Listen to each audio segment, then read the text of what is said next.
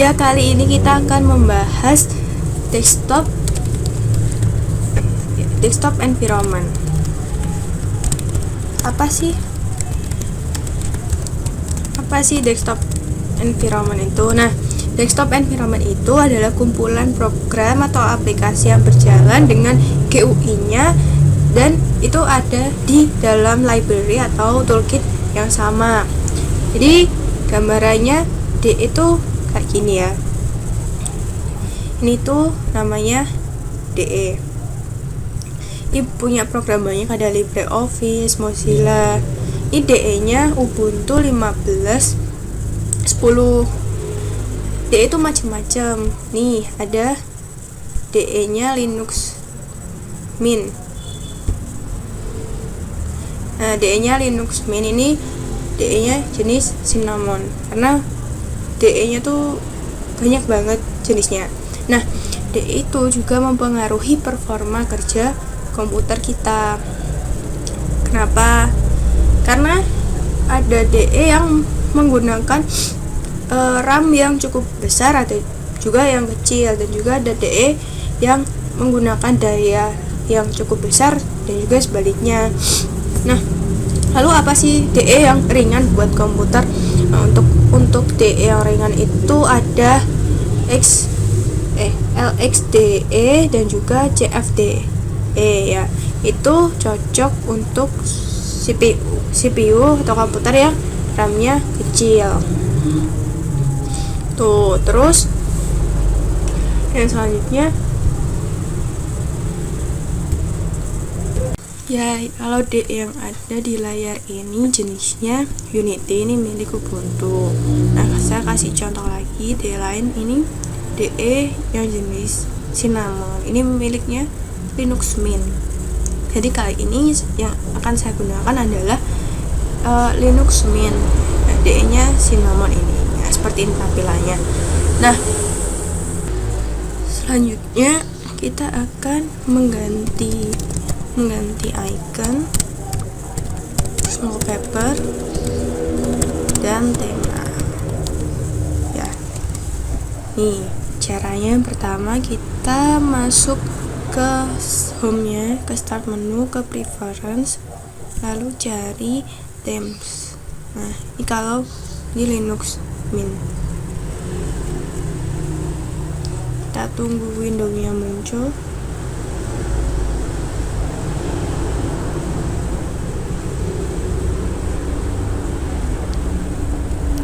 Nah, ini nih sudah muncul kan. Nah, ini kita bisa ganti apapun yang ingin kita ganti. Enggak sih, window, border, icon, control. Nah, ini kita ganti iconnya. Kita klik. Nah, ini mau pilih warna apa? Ini sih. Tuh, terus kita juga bisa ganti window bordernya, kan ganti warna. Mau apa?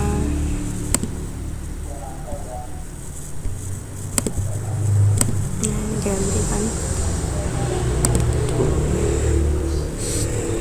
Iya, temanya. Terus kita mau ganti wallpaper ya, di background. Nah, kalau di Linux Mint ini tersedia banyak sekali gambar-gambar. Ini ada yang Sarah, Serena. Ini kita ganti ini aja ya, kita ganti ini.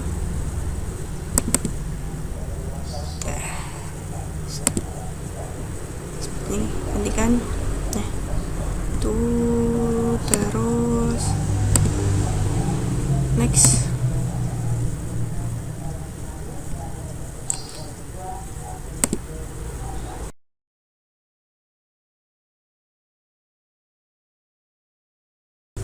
Ya guys, kita selanjutnya adalah memunculkan ini deskripsi ya dan gambarnya juga di terminal kita. Nah, caranya yang pertama kita membutuhkan satu aplikasi yang namanya ScreenFetch. Nah, kita harus install ScreenFetch terlebih dahulu. Nah, kalau udah kita install, cara menjalankannya nih, kita tinggal ketikkan perintah ScreenFetch, kita tunggu.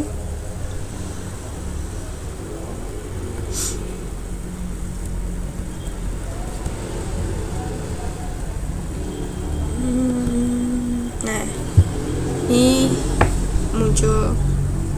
sudah muncul. Lalu gimana caranya biar ini selalu muncul pada terminal kita saat kita membuka terminal? Nah, ini kita harus masuk ke directory home.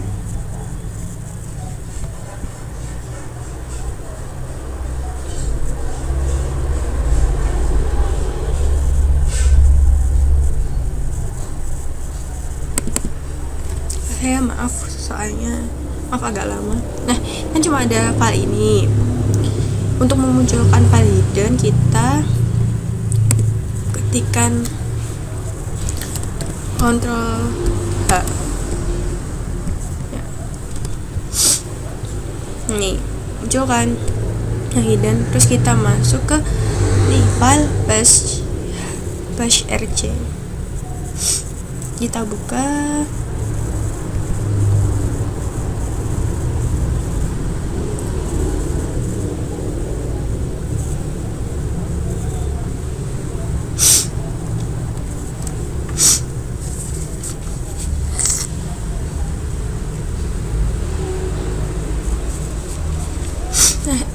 Udah muncul, terus kita taruh paling bawah, kita masukkan perintah lagi, titik miring ScreenFetch.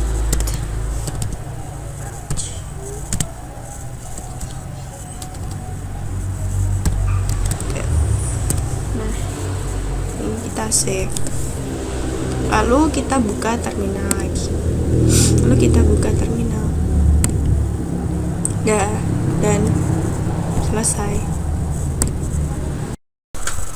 Selanjutnya kita akan mencoba menginstal Opera dan OpenOffice tanpa internet atau offline lewat terminal.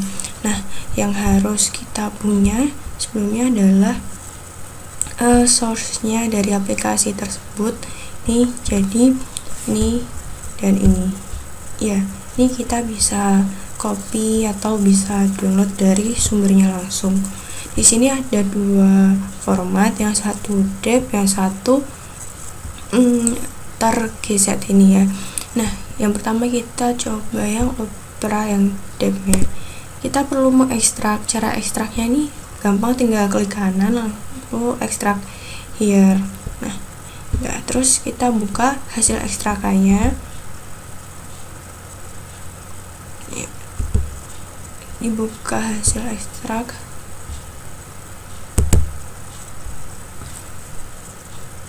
Ya, kita buka hasil ekstrakannya.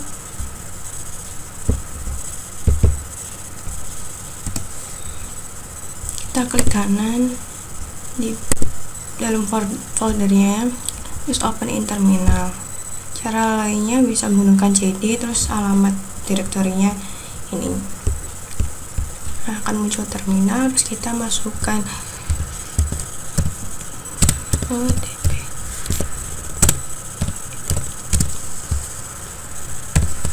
Ya, kita masukkan password kita.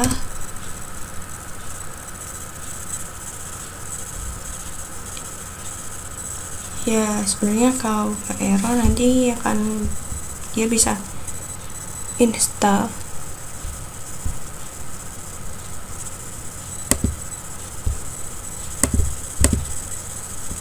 Ini terminalnya sudah muncul, lalu kita masukkan perintah sudo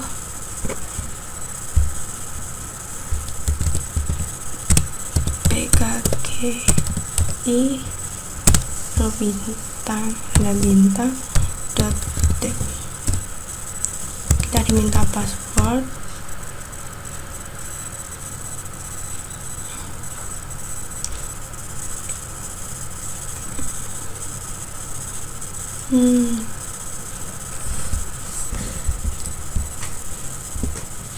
Ya, jadi ini error.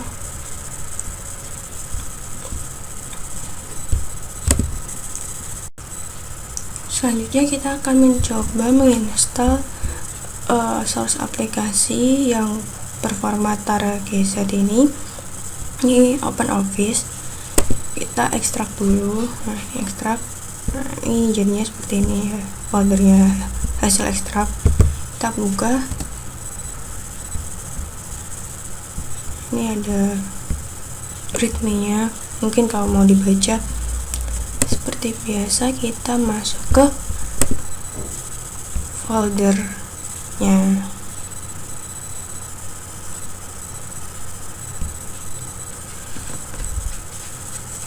Kita masukkan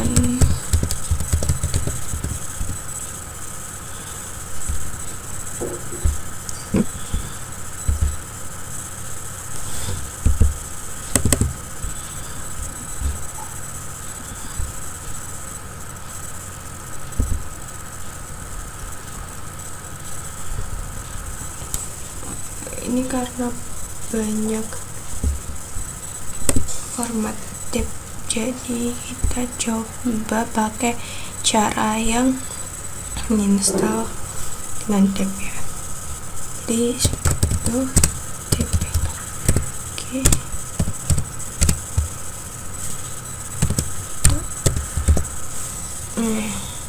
Maksudnya bintang tuh menginstal banyak.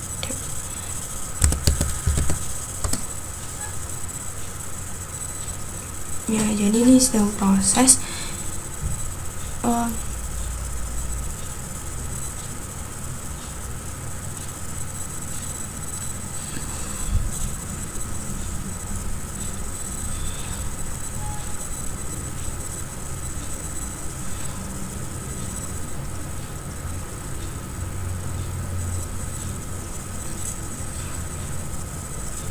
Ya, sedang proses menginstal OpenOffice tadi.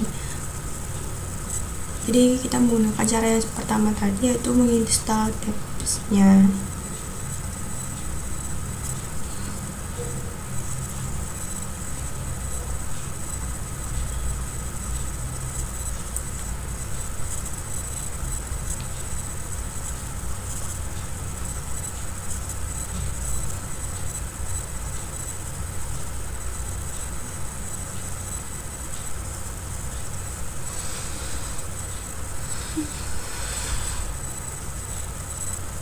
Cukup lama.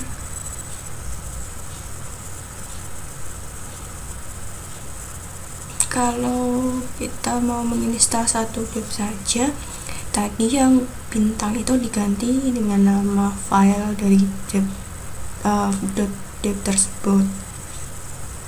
Jadi karena kita menginstal banyak file yang performa tab, jadi kita kasih tanda bintang.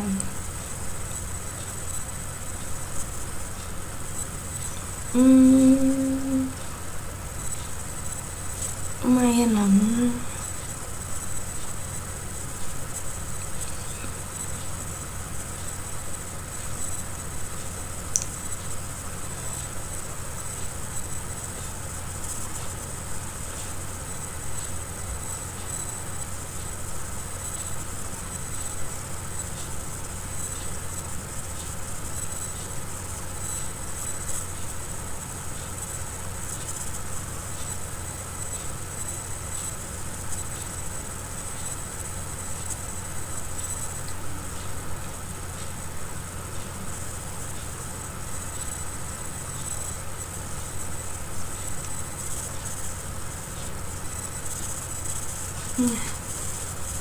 Sudah selesai, kita installnya. Kita coba lihat.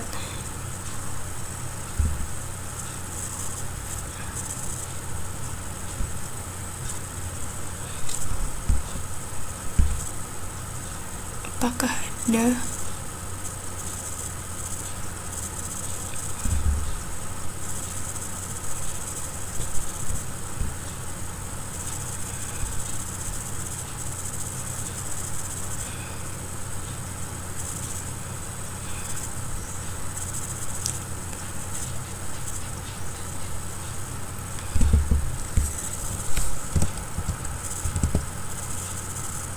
oh ya ini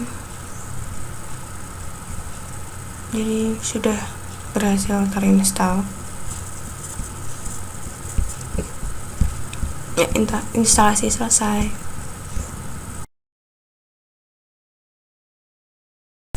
Next kita akan membahas apa itu repository ya.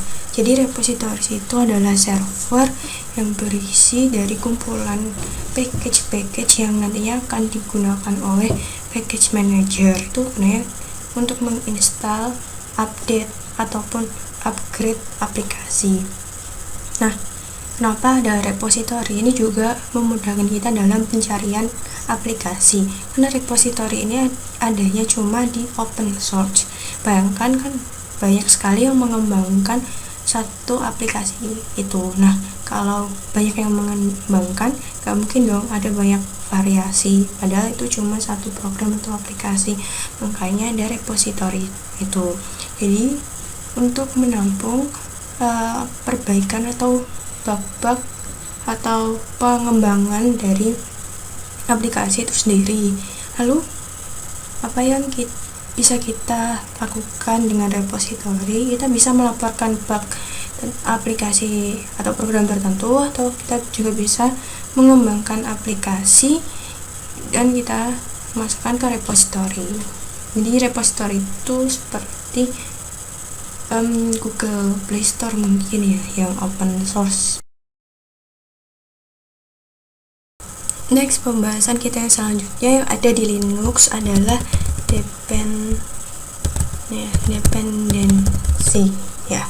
Apa sih dependency itu? Nah, dependency itu adalah package yang kita butuhkan untuk menginstal suatu aplikasi atau program tertentu, atau package itu harus ada.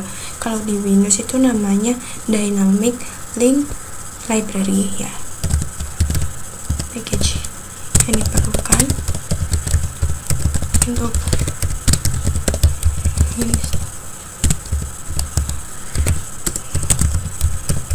mungkin ada contohnya kalau kita mau menginstal ini aplikasi yang milik distronya distronya Mint di Ubuntu itu ya. Itu kita butuh suatu package yang dibutuhkan, yang digunakan, yang diinstal agar aplikasi yang kita unduh, yang kita install itu bisa berjalan dengan baik. Itu contohnya juga kalau kita mau menginstal yang ada di Windows, di Linux, nah kita butuh satu package lagi ya. Terus kalau di Windows namanya, di Windows tuh atau Dynamic Link Library. Itu pengertian dari dependensi.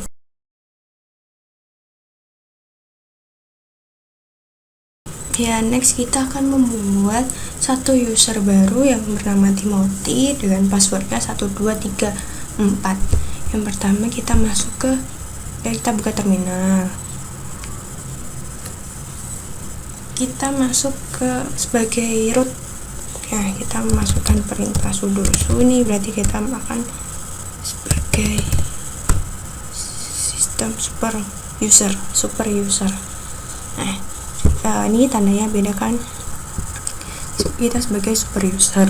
Lalu kita akan mulai membuat user Timothy.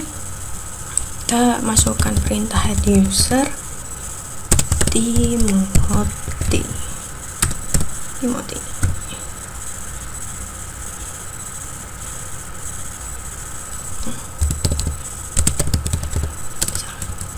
Oh ya, nggak bisa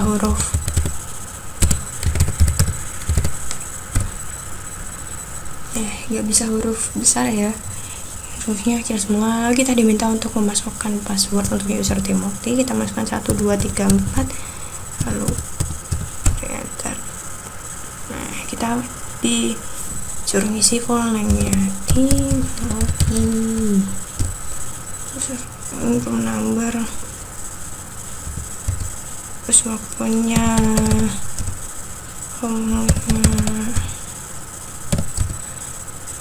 ya, kita isi. Nah, ini jadi kita udah punya satu user namanya Timothy. Nah, selanjutnya kita bikin grup, add grup namanya Will. Dah, terus kita mau masukkan Timothy ke Will, add user Timothy ke Will. Jadi ini formatnya add user, lalu nama user, lalu ke nama grup. Nah, adding user Timothy to group Will.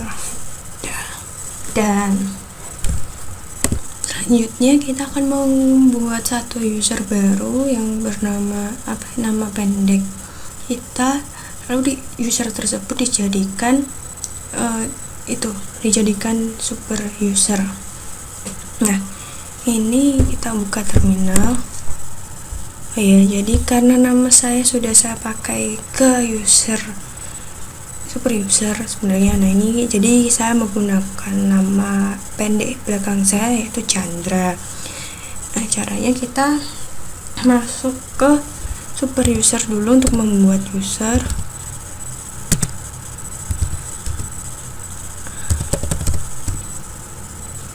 Nah, kita user,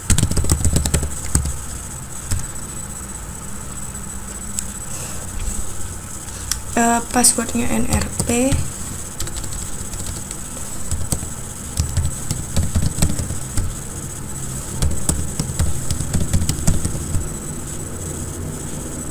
full name Chandra,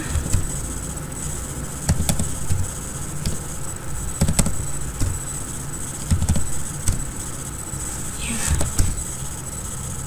kita udah membuat itu user Chandra. Kita coba masuk ke user Chandra. Udah masuk ke user Chandra, tapi kita menambahkan user dengan user Chandra.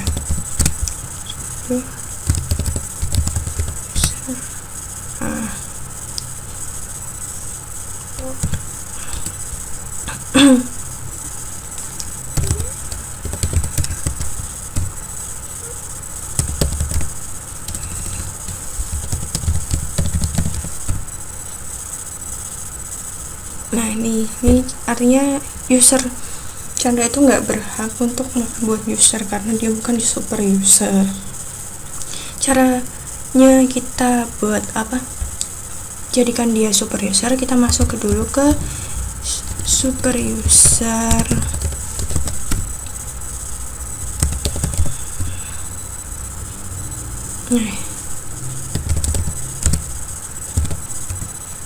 Kita masuk ke super user, terus kita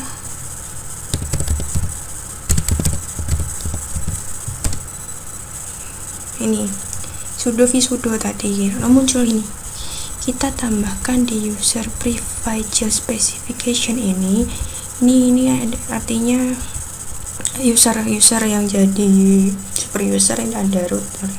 Kita tambahkan tadi Chandra dengan all persis seperti atasnya. Ini dan langsung kita exit, Ctrl X, terus save ya, ntar lalu kita masuk ke user Chandra tadi. Udah masuk user Chandra, kita coba buat user baru untuk membuktikan apakah Chandra itu sudah bertindak sebagai super user atau belum.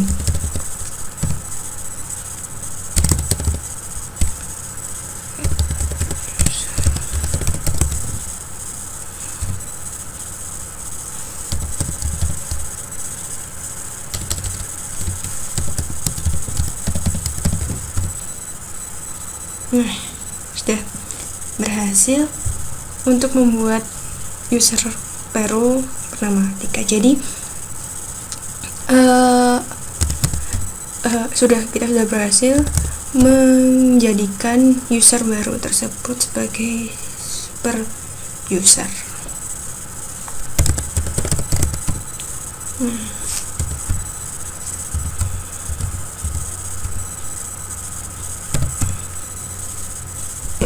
Ini untuk user manajemen sekian.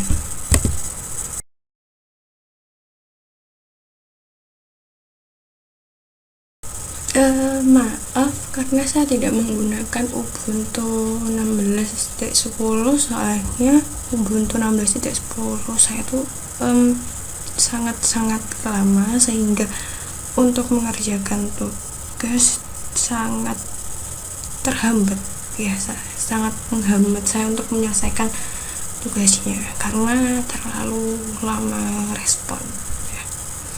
Saya harap bisa dimaklumi, mohon maaf.